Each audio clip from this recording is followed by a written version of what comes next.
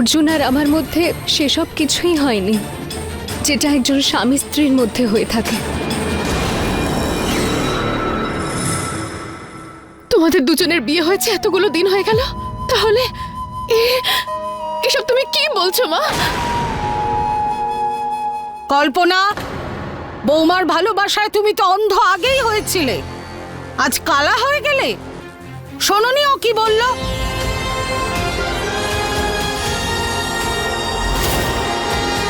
স্বামী স্ত্রীর সম্পর্ক যে ভিতের উপর থাকে, অর্জুন আর মিছরির সম্পর্কে সে ভিতই নেই। ও মিথ্যুক, ওর মাথার সিঁদুরও মিথ্যে আর ওই মঙ্গলসূত্রও মিথ্যে।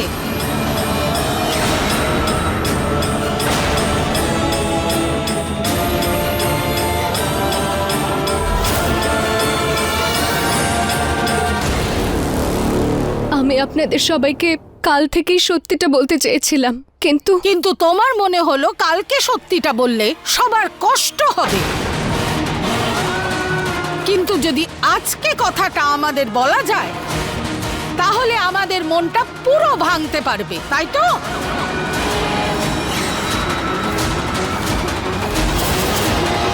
ভগবান ভালো করুন মা। এই অনাথরা না এক নম্বরে চালু হয়, চালু ঘর সংসারের শত্রু। আর দিদি, তুমি তো আমাকে বলছিলে যে আমি ওকে আপন করে নিয়ে ওকে আশীর্বাদ দিই, কিন্তু ওদের মতো মেয়েদের আশীর্বাদকেও বোঝা মনে হয়। 24 ঘন্টাও সামলাতে পারলো না।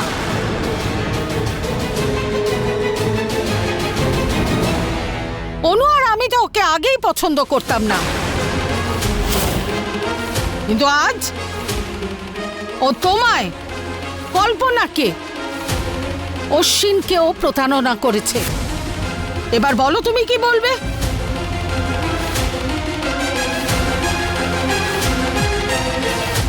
এই মেয়ে, তুমি আগেও আমাদেরকে অনেক কষ্ট দিয়েছো, আর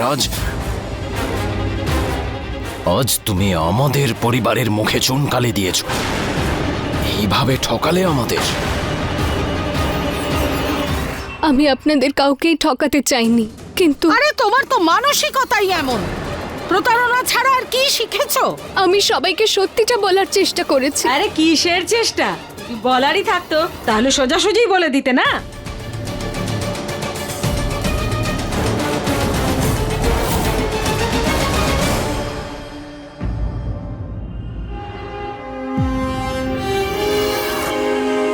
এত দেরি করলেন কেন? যান।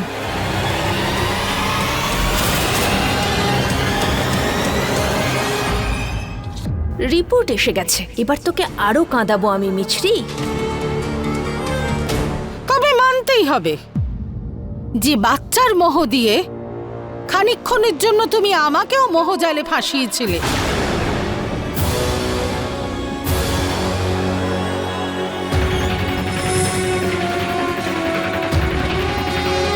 মিছরি, মিছরি কান্নাকাটি বন্ধ করো আর আমার দিকে তাকাও। তাকাও আমার দিকে। তাকাতে পারবো না মা। যে চোখে আমি এতদিন পর্যন্ত মমতা দেখেছি, সেই চোখে আমি সন্দেহ দেখতে পারবো না।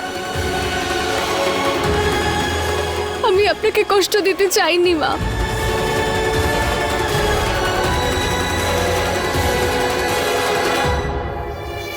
আর কিছু মাথায় আসছে না, তাই একই কথা বারবার বলে চলেছিস। ও তোমাদের সবাইকে হার্টই করতে চেয়েছিল মামি। ও আসলে তোমাদের সবার ইমোশন নিয়ে খেলছিল। ও দেখলো যে আমার সামনে ও সত্যিটা বেরিয়ে আসবে, তাই নিজেই বলে দিল। এক মিনিট, এই হলো মিছরির আসল প্রেগন্যান্সি রিপোর্ট। এই রিপোর্টে পরিষ্কার লেখা আছে যে মিছরি প্রেগন্যান্টই নয়।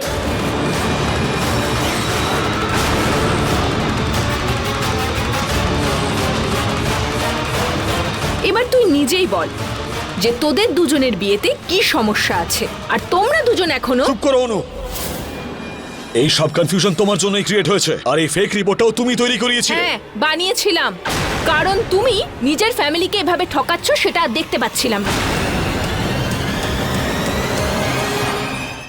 তোমরা তো পুরো ফ্যামিলির সামনে মিথ্যে কথা বলছিলে, কিন্তু আমি তো সত্যি কথা বলেছি।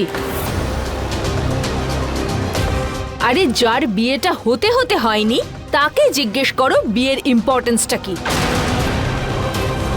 তোমরা দুজন তো এই বিয়েটাকে নিয়ে খেলা করেছো। এই নকল চোখের জল, নকল প্রেগন্যান্সি, এই বিয়েটাও কি আসল না নকল?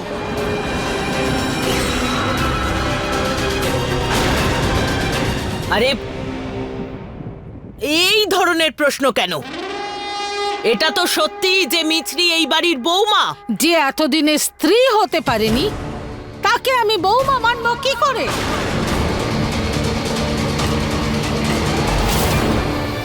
পুরোহিত মশাই ক্ষমা চাইছে। পুজো আমরা এখানেই সমাপ্ত করছি। ক্ষমা চাইছি আমি। অশ্বিন, বাবা, পুরোহিত মশাইকে বাইরে এগিয়ে দাও।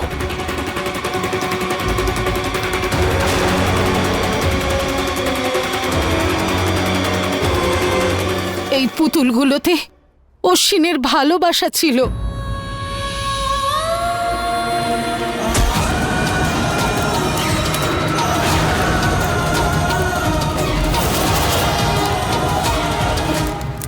এতে দিদি আর কল্পনার বিশ্বাস ছিল।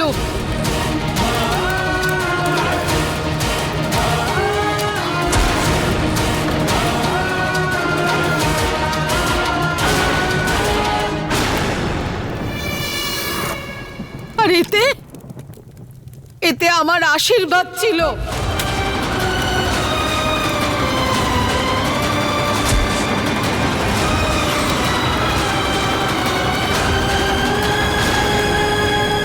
আরে আমাকে দিয়ে দিতে পারতে মা।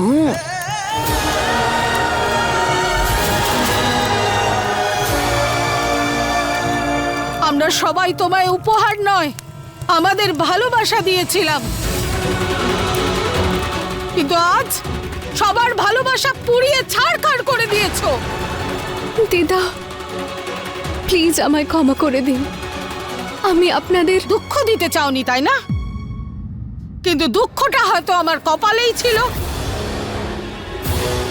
খানিকটা তুমি অপয়া আর খানিকটা আমাদের পোড়া কপাল।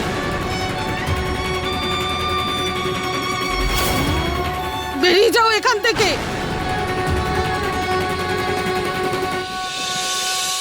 বলছি তো বেরিয়ে যাও এখান থেকে।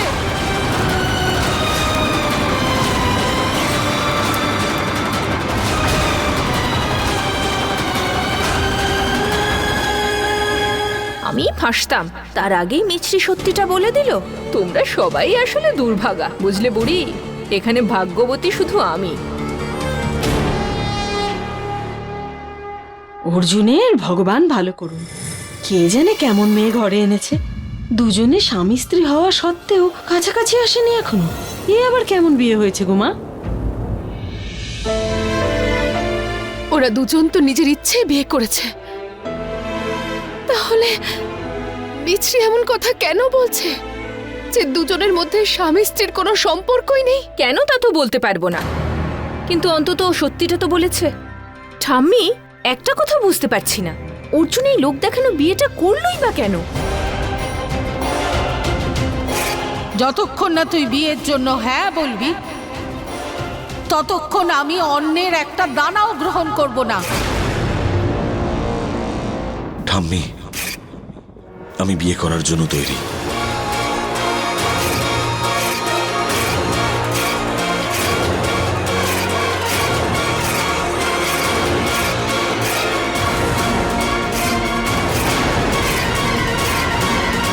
তাহলে কি ও মিছরিকে এই জন্য বিয়ে করেছে যাতে অনুকে বিয়ে না করতে হয়?